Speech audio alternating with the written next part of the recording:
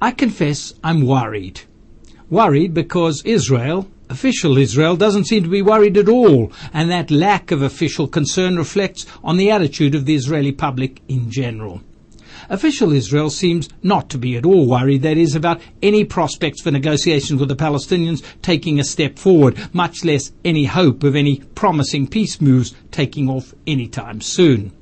Now, don't get me wrong, I'm not saying that there are any real peace prospects and that the opportunity is being squandered. The cause for concern is somewhat different. The US Secretary of State was here in Jerusalem this week for a much-billed meeting, the first summit of Israeli and Palestinian leaders presided over by the US in several years. And Condoleezza Rice duly came away saying bold things about many more such meetings in the pipeline and of Washington promising to reignite the peace process. There was also the reaffirmation, as Ms. Rice put it, from all three parties, she in the name of President Bush, Prime Minister Ehud Olmert, and Palestinian Authority President Mahmoud Abbas, all reaffirming their commitment to a two-state solution and to the concept that a Palestinian state simply cannot be born out of violence and terror. Also, Prime Minister Olmert declares that he is fully prepared to meet with President Abbas again and again. Good, yes, but bold? Not really. It's much more like being bogged down in reality, a reality which has only a very gloomy overview of any peace process right now between Israel and the Palestinians.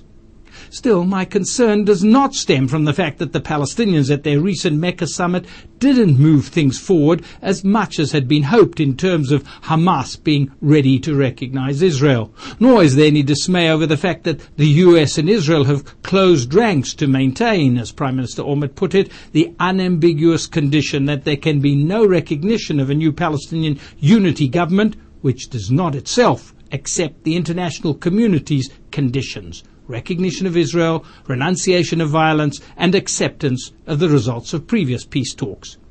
No, the worry is about something more fundamental in the Israeli attitude. Israel, it seems, is not just honor-bound to itself, it should be a sine qua non of Israel's basic policy, that the search for peace always remains uppermost in national considerations. However negative attitudes on the Arab side, however dim peace prospects look, however gloomy the search for a genuine negotiating chance seems to be.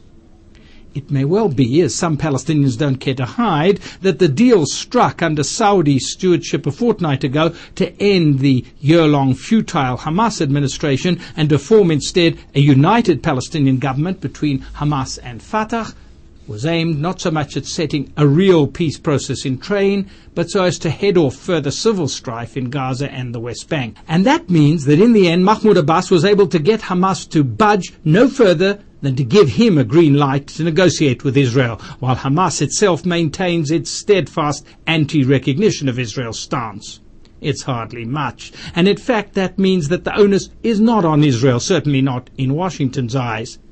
But placing the blame on the other side for the continued stall in any negotiating process will neither stop future terror attacks, nor will it settle Israeli hearts and minds to the view that it is good enough simply to languish in the idea that there is no partner on the other side. The New York Times columnist Roger Cohen stressed that in the view of Jerusalem and Washington alike, there are cogent arguments against serious engagement with the Palestinians. No viable interlocutor, that talking to Hamas would amount to Chamberlain-like appeasement, that Palestinian ideology is shot through with a nihilistic currents, and that the recent downward spiral of Gaza shows what a bottomless pit a Palestinian state could be. Still, concluded Cohen boldly, those realities should not deter either the United States or Israel from a bold new peacemaking approach.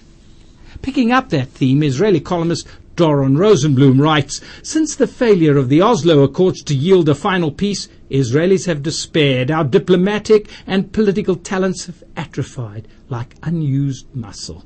As a country, we have despaired of bold steps and initiatives. All we are left with are sighs, expectations, and excuses. So what we have now is Ehud Olmert proudly parading yet another tactical victory for his yes but policy. Yes, I am ready to engage the Palestinians for a genuine settlement, but only when they have met the conditions. That, however, not only brings resolution of the conflict no nearer, it is a wholly disturbing attitude for the Israeli psyche, which simply must always be geared to the idea that peace is, and must always be, number one priority: peace and survival. But apart from the philosophical question, the corroding effect of the loss of a belief in peace, the loss of a commitment to peace, whether Israelis can indeed afford to live without hope of peace, there are also more concrete reasons for the need to be bold, imaginatively and absolutely committed to the search for peace. First, as a leading American academic, Jerome Siegel, put it succinctly this week, Abu Mazen, he wrote, Mahmoud Abbas is the best peace interlocutor that Israel will ever have. He sees, wrote Siegel, his historic mission as one which Yasser Arafat chose not to seize, to close a final status deal with Israel. His commitment to lasting peace is genuine, and if Israel misses this opportunity to negotiate an end-of-conflict accord with Abbas, not only will Israel have to face an ever-widening gap between the negotiating positions of the two parties, it may find that there are simply no Palestinian moderates of stature left standing.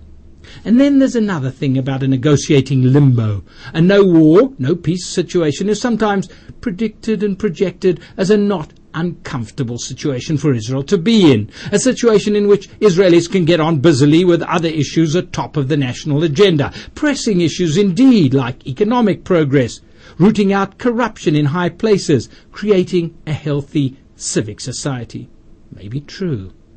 But when peacemaking is nowhere on the national agenda, recent history has shown that things tend to jump out on Israelis and remind them in a nasty sort of way that the search for peace must never stop.